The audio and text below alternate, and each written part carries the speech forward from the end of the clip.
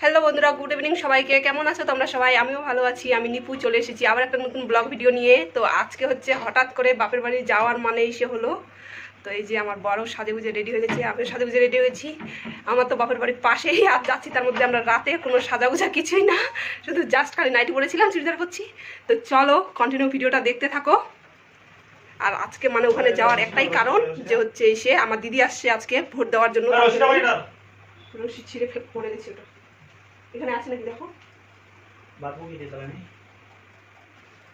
হ্যাঁ, বাদ হবে না, থাক, আছে তো, ওটা দিয়ে দাও। তো ওখানে যাওয়ার একটাই কারণ, আমার দিদি ওখানে আজকে ভোট দিতে আসছে। আর মানে একটা মেলা ছিল, কদিন পরে একটা মেলা আছে, তো মেলায়ও আসতে পারবে না, তার জন্যই মানে ভাবতেছি যে দেখাবো। তো আমরা যে মানে আজকে ওখানে যাচ্ছি এটা কিন্তু ওরা বাড়িতে কিন্তু কেউ জানে না। তো এর আগের দিন ওইরকম করে গেছিলাম, ওরা কেউ জানে না, হঠাৎ করে গেছি, মানে আলাদাই মতো হয়ে গেছে ব্যাপারটা। সেম আজকেও যাচ্ছি, ওরা কেউ জানে না, কিন্তু বিকালবেলা আমি ফোন করলাম, কিন্তু বলার একটু মনে নেই যে আমরা আজকে যাচ্ছি। তো যাই, চলো ওদের রিয়াকশান দেখবো। ওদের তো রিয়াকশান কোনো মতেই হবে না জানি, কিন্তু আমার ভাগ্নির রিয়াকশানটা আলাদা মতো হতে পারে।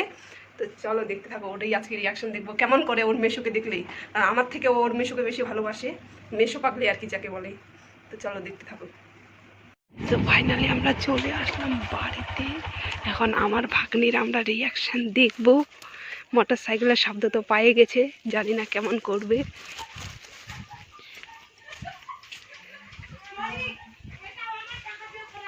ইস, লাইনের খালি এই পাওয়ার।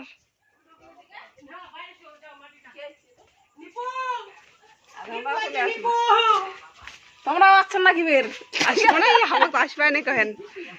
ওই জায়গাতে ফোন করলো, শুনেছে নাকি? দেখ দাদা কোন শুনছে কেনে, দাদা উঠা রাগ করছে, দেখো আমার দাদা রাগ করছে, শুয়ে আছে মাটিতে। এই যে আমার দাদার অবতার দেখো। কেন মাছ আনছেন কি তোমার? মাছ আনি নাই তো। ওরা আমি জানো তো, তাই জন্য তো করছি। না আমি যাব না। না মাছ যদি বীজ বা কান্দর উঠলো করতে পারো তাহলে যাবো, তাহলে যাবো না। বীজ বার করতে পারবা? বীজ বার করতে পারবা? কি হয়েছে রে? বীজ বার করতে পারবা? কি হয়েছে কে? আজ আমার মা দেখো এবার মারার জন্য রেডি হয়ে গেছে। এবার হচ্ছে কি হয়েছে তে? আমার ব্যাপার ওটা। উঠো চলো উঠো। ইস, আমার ভাগ্নে উঠাচ্ছে। বলো কথা বলবো না, না উঠলে বলো, বলো কথা বলবো না, না উঠলে। হ্যাঁ বলো। হ্যাঁ, হ্যাঁ চলো। কান ধরো না। আজ দেখো আমার ভাগ্নে কান ধরে উঠাচ্ছে। বীজ বার কান্দর উঠবে পর তা বলে এগুলা আমার দরকার। এতগুলো লোকের সামনে আমি কান্না করব না। হ্যাঁ, এটা মজা না লাগে না। সারা মানুষের নামে নিন্দা আমার পছন্দ না হয়।